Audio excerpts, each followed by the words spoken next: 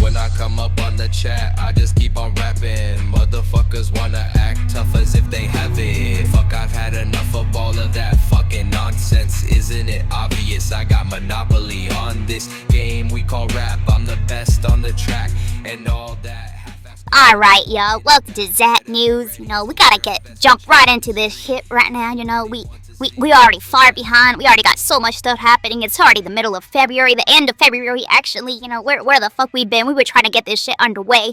You know, get this show on the road. So without further ado, let's go ahead and head on to our first story. You know, on Wednesday, last Wednesday, I don't know, some fucking Wednesday this month, Trump was talking about some fucking congestion pricing is dead. Manhattan, all of New York is saved. Long live the king. Long live the king, motherfucker. I ain't talking about no long live the king, man. I don't fuck with no kings. Fucking British UK bucktooth ass shit. Talking about some kings, man. What the fuck is that? I don't fuck with no kings. Y'all fuck with kings? I mean, this article right here with Yahoo News or some shit, written by this motherfucker Jacob Bryan. I don't know who the fuck he is. They won't let me click on this shit. But it says Donald Trump post proclaiming himself as king has rightfully earned him a heap of backlash. The motherfucking backlash, I ain't talking about no backlash, I'm talking about fucking, he need to get a backslap or something, bro. He need to get a fucking thick-ass fucking slap to the face trying to talk about some king shit, man. You know what I mean? You know, I ain't fuck with no kings except for Burger King. That shit fucking delicious, but aside from that, bro, I don't really fuck with kings, you know, so, maybe I need to take the look of wisdom from the good book, the book of our Lord. So, we're gonna, take a look at 1 Kings chapter 1, some shit, this fucking chapter right here, talking about, now King David was old and well along in his years, and though they covered him with blankets, he could not keep warm. So the servant said to him, let us search for a young virgin for our lord the king, to attend to him and care for him, and lie beside him to keep him warm. And then they searched all throughout Israel looking for a beautiful girl, and they found Abishag, the Shunammite, Abishag the Shunammite, and brought her to the king. And the girl was unsurpassed in beauty, and she cared for the king and served them, but he had no relations with her. And this is the wisdom that we should look to now when looking at our newfound king of America. You know, we need to, I mean, actually, wait a minute, what the fuck, what is this? The fuck is this? I'm over here looking to the Bible for wisdom, and they're telling me to send the king some fucking virgin type shit. See, this is why I ain't Christian, bro, more. What type of shit is this? Let's move on to the next segment. This shit got me confused. Talk about, we gotta find some bitch named Agishad to get to the king. So, moving on. Let's look. What's next? Oh, yeah, there's a part about numerology here that I'm supposed to get into. According to biblical numerology, the letters in king add up to the number 162. And if you divide that by 5 and translate the letters into numbers, it spells Antichrist, alright? Which makes sense, because only an Antichrist will word together with Vladimir Puto. You know, that motherfucking fucking bald-ass bitch? We don't respect that bitch here. We call him Vladimir Puto. Now, working together how? I mean, we're gonna go ahead and pull up the clip, you know? We're gonna put up the clip, and we're gonna show it. Hold up. Let's be quiet for a second. U.S. President Donald Trump has lashed out at Ukrainian President Volodymyr Zelensky after he complained about Kyiv's exclusion from talks about Ukraine's future. Trump appeared to blame Zelensky for Russia's full-scale invasion in 2022. Let's take a listen to what he had to say. I think I have the power to end this war, and I think it's going very well. But today I heard, we weren't invited. Well, you've been there for 3 years. You should have ended it 3 years. You should have never started it. You could have made a deal. But they chose not to do it that way. And President Biden, in all fairness, he doesn't have a clue. He was so bad for this. He was so bad, so pathetic, so sad. Trump's comments there after U.S. Secretary of State Marco Rubio met with his Russian counterpart Sergei Lavrov in Saudi Arabia without Ukrainian or European representatives, for that matter. Okay. So you're gonna be all aggressive with President Zelensky, all right? I see how it is, motherfucking Zelensky. He, we over here reading from the article saying, Ukraine's president Volodymyr Zelensky said he was willing to give up his position as president. He's talking about giving up his position as president if it meant peace in Ukraine. I'm just saying, it looks like President Zelensky is just trying to protect his people. And to me, it looks like Trump's got some sort of deal going on with Vladimir Putin, you know? He got some fucking Puto-ass deal or some shit, you know? They needed more plutonium or some shit. Nah, but for real, like, cause Trump's response, you know, he's all hard line on Zelensky, talking about, you know, he went on to say, think of it, and modestly successful comedian Vladimir Zelensky taught the United States of America into spending $350 billion to go into a war that couldn't be won, that never had to start, but a war that he, without the U.S. and Trump, me, will never be able to settle. I'm not that good at Trump impressions, but that's what he sounded like roughly, you know, over here talking about fucking saying Zelensky started the war and all this bullshit. But, you know, Trump has a lot to say about Ukraine, how they've been waging the war. It certainly appears to me, I believe favors Russia's way of waging war through drones. Let's take a look at the video.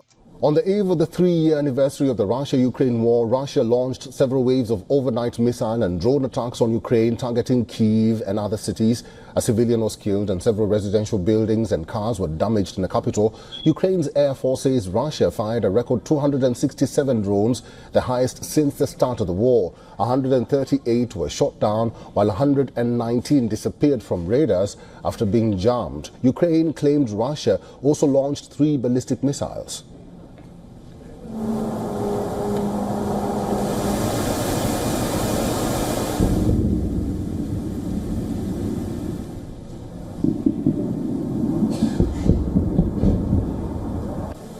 This is my times, y'all. I'm talking about they over here shooting people with drones. We gotta end this shit. Let me show you some more. Hold on. Now that is a drone strike on civilian areas. Those are civilians down there, motherfuckers. You know what I'm saying? Y'all motherfuckers over here asking me why I'm angry and shit. Well, hold on a minute. Let me show you some more. Because that's Americans crap about 9/11, bringing war to your front porches. Motherfucking crap. They got bombed this shit. Let me educate your ass on what drone warfare is like. Now, this article originally appeared on Global Post. Fucking news, fucking bullshit, Global Post, I don't know what the fuck that is, but it appeared on there. It was titled, I No Longer Love Blue Skies, What Life is Like Under the Constant Threat of a Drone Attack. It says, Mohammed Saleh Tawam was just 13 years old in 2014 when the Guardian newspaper gave him a camera so he could record life under the drones that flew over Marib province in Yemen. His father and twin brother had been killed in a U.S. drone attack in 2011 while they were herding the family's camels. Afterward, he lived in constant fear of what he called the death machines that circled above him in the sky. I see them every day and we're scared of them, he said to The Guardian. A lot of the kids in the area wake up from sleeping because of nightmares from them, and some now have mental problems. They turned our area into hell and continuous horror, day and night. We even dream of them in our sleep. And then, on January 26th, a drone killed Mohammed. A drone killed Mohammed, y'all. And y'all motherfuckers asking me why I'm mad about this shit. Nah, motherfuckers, y'all really thought that I wasn't gonna make the news show. Now, hold on a minute, but let me tell you some more, because that is the kind of bullshit that motherfucking Americans endorse every single day with their foreign policy, with the type of shit they do. Y'all employ drones against civilians all the time, so that's why y'all over here like, oh, fucking Russia, why? There's a difference, motherfucker. Let me tell you more, because this motherfucker wanna pretend that he over here wagging the finger at President Zelensky and talking about, like, motherfucker, you gotta end the war, and why'd you attack Russia and all this bullshit? Well, motherfucker, that motherfucker the one playing defense for Russia.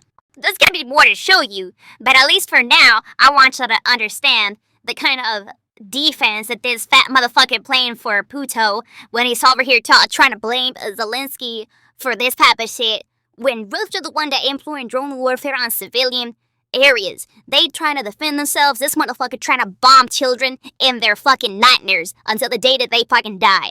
Now, that stuff feels like a puck to the face, which is gonna bring us to our next topic, admittedly a lighter tone, but we have our sports reporter Mike to guide us through it a little bit. He's reporting on fucking hockey coach or some shit getting a puck in the face, just a little bit indicative of, what's going on in the hockey world. I mean, I think United States lost or something, right? We got whooped by Canada. But what I'm really interested in is, from hockey in particular, is that game apparently comes with some pretty fucking good fights, and I kind of want to see some Americans getting the ass whooped for a minute. No racial. But let's take a look at the video real quick. Four Nations face-off matchup is underway, and the gloves are off. Matthew Tkachuk and Brandon Hagel.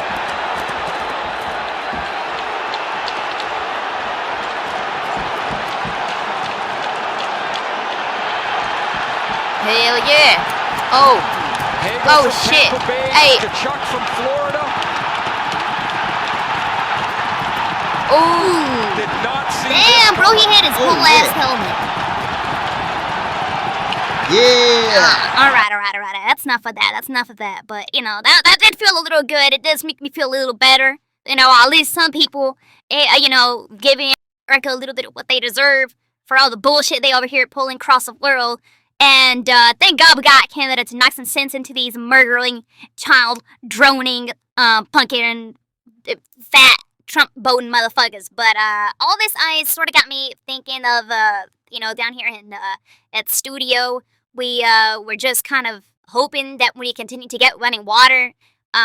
No thanks to the Republicans like Ted Cruz, who have failed to adapt Texas's infrastructure to the issues of climate change and shit. Let me explain something to y'all. We got a little science segment here. The pipes for the water system in Texas, they're usually placed around 1 foot in the ground because of the warm climate most of the time. But thanks to global warming and shit, we got this cold ass shit going on right now. In northern states where it's usually colder, they fit them deeper into the ground, and they're also usually made of different materials. Down here we make them of metals like copper, which are susceptible to burst upon freezing, which can lead to catastrophic failures. And there's solutions to this bullshit, but as we know, there is no situation that a cockroach like Trump can't make any worse, because he has been trying to blackmail states which are dependent on government funding for disaster relief. We got California wildfires, we got Florida with their hurricane bullshit. Why the fuck they keep on thinking that that's a good place to settle, but what the fuck ever. They do what they want down there in Florida. That's how they do it over there. But we got disasters going on. We got global warming and climate change and all that bullshit fucking us up. And this motherfucker wanna turn around and blackmail the people. So we got this article here, Yahoo News or some shit, talking about Newsom's funding request includes $16.8 billion in fire response costs, debris removal, and repair of roads, bridges, public buildings, and utilities. It also accounts for some of the hazard mitigation money to help prevent the next disaster. All that funding will be coordinated through the Federal Emergency Management Agency. But apparently, this motherfucker want to turn that shit and extort them. He wants to blackmail the American people with disaster relief. So that's disgusting. I don't know, fuck with that. I hope that motherfucker wig catches on fire for doing that shit. You do not extort the American people when they are suffering a natural disaster. Ugh. Disgusting fat motherfucker. I hope, man. You know what? Cut the tape, because now, fortunately, we do have a bit of good news on the Zat News show today. We got a new couple which has emerged in the chat, and we're gonna call them in to introduce them. So give us just a moment. Let's get our guests. It's ringing. It's ringing. Oh! I just got a text message. So we were gonna have new Zach couple, Ben and bad girl Jessica, on the show as guests, but unfortunately it looks like they've already broken up. So, what else we got? We had a little bit of cute news. We also got a birthday to celebrate. as senior citizen, Sin is turning 105 today. Hey! Let's give him all a round of applause. Sin, happy birthday. So if you see Sin out there, be sure to wish him a very happy 105th birthday, guys. He's turning 105. Sin, wish him a happy birthday, please, guys. So, we kind of want to end the show on a positive note. We don't do all that toxicity on the Zat News show. We're just gonna kind of end the show by looking at this ugly ass fucking turf woman and pointing and laughing at her.